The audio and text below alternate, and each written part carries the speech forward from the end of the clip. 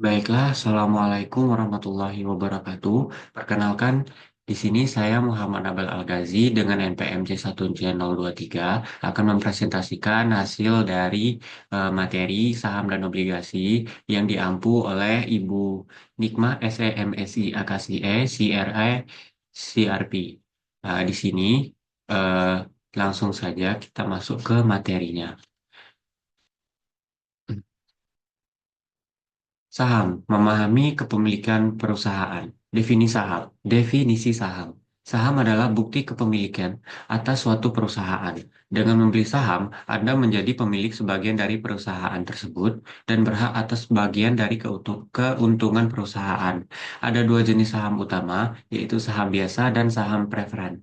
Saham biasa memberikan hak suara dalam rapat umum pemegang saham atau RUPS. Sementara saham preferen memberikan prioritas dalam pembayaran dividen. Keuntungan investasi saham dapat berupa dividen, yaitu pembagian keuntungan perusahaan kepada pemegang saham, atau capital gain, yaitu selisih harga jual dan harga beli saham. Namun, investasi saham juga memiliki resiko, seperti capital loss jika harga saham turun. Contoh saham yang populer di Indonesia adalah saham PT Telkom Indonesia atau TLKM. TLKM ini memiliki kapitalisasi pasar yang besar, kinerja historis yang baik, dan rutin memberikan dividen kepada pemegang saham.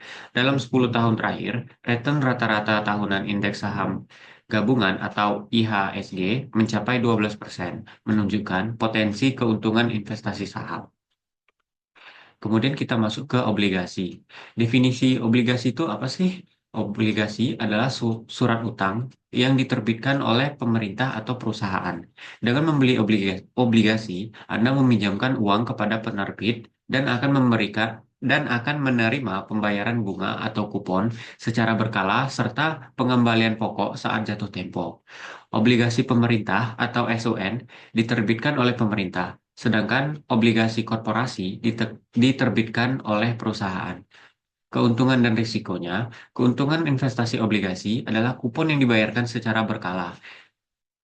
Sementara risikonya adalah risiko gagal bayar jika penerbit tidak mampu membayar utangnya. Contoh obligasi pemerintah adalah obligasi Republik Indonesia atau ORI yang menawarkan kupon menarik dan tanggal jatuh tempo yang jelas. Tingkat kupon obligasi pemerintah seringkali lebih tinggi dibandingkan dengan suku bunga deposito, menjadikannya pilihan investasi yang menarik.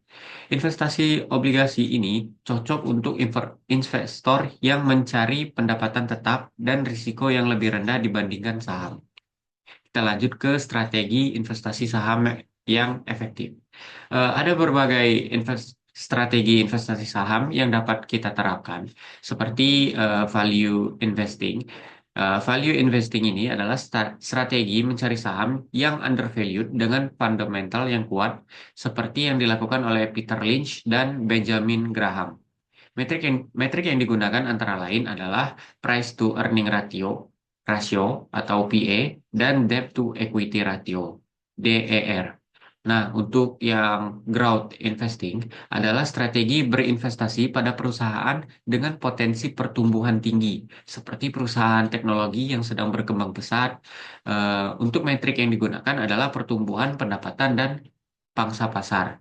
Nah, yang terakhir, dividend investing. Dividend investing adalah strategi fokus pada saham yang memberikan dividen rutin, seperti saham-saham blue chip dengan rekam jejak dividen yang baik. Metrik yang digunakannya adalah dividen yield. Pilihlah strategi yang sesuai dengan profil risiko dan tujuan investasi kita. Kita lanjut. Eh, Sekarang kita masuk ke strategi investasi obligasi yang cermat. Eh, Strategi investasi obligasi yang cermat dapat membantu kita mengoptimalkan keuntungan dan meminimalkan risiko.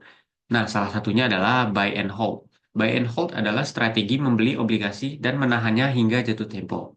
Dan kemudian ada laddering. Laddering adalah strategi membeli obligasi dengan tanggal jatuh tempo yang berbeda untuk mengurangi risiko suku bunga. Nah, yang terakhir adalah Bullet strategi. Bullet strategi adalah strategi membeli obligasi dengan tanggal jatuh tempo yang sama dengan tujuan keuangan spesifik, seperti mempersiapkan dana pensiun.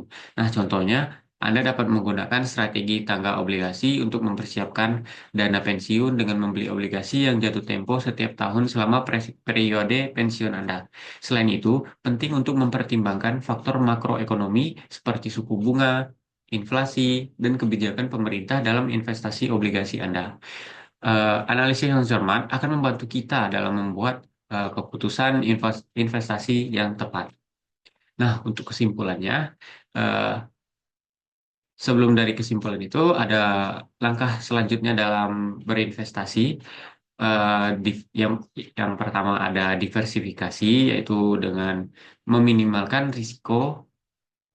Kemudian ada investasi yang bijak. Kita memulai investasi tersebut dengan bijak dan terencana, jangan asal-asal. Dan yang terakhir, kita mencari sumber informasi terpercaya seperti OJK dan lembaga keuangan. Karena investasi adalah salah satu faktor penting dalam kita memutuskan untuk eh, melakukan investasi tersebut. Nah, saham dan obligasi merupakan dua instrumen investasi utama yang memiliki karakteristik, keuntungan, dan risiko yang berbeda. Saham memberikan peluang keuntungan yang lebih besar melalui dividen dan apresiasi harga, tetapi juga memiliki tingkat risiko yang tinggi karena fluktuasi pasar. Sebaliknya, obligasi menawarkan pendapatan yang lebih stabil dalam bentuk kupon bunga dan memiliki risiko yang lebih rendah dibandingkan saham, meskipun tetap memiliki kemungkinan gagal bayar. Dalam membangun portofolio investasi yang seimbang, investor atau kita perlu memahami tujuan keuangan, toleransi risiko, serta strategi investasi yang sesuai. Diversifikasi antara saham dan obligasi dapat menjadi strategi yang efektif untuk mengoptimalkan keuntungan sekaligus meminimalkan risiko.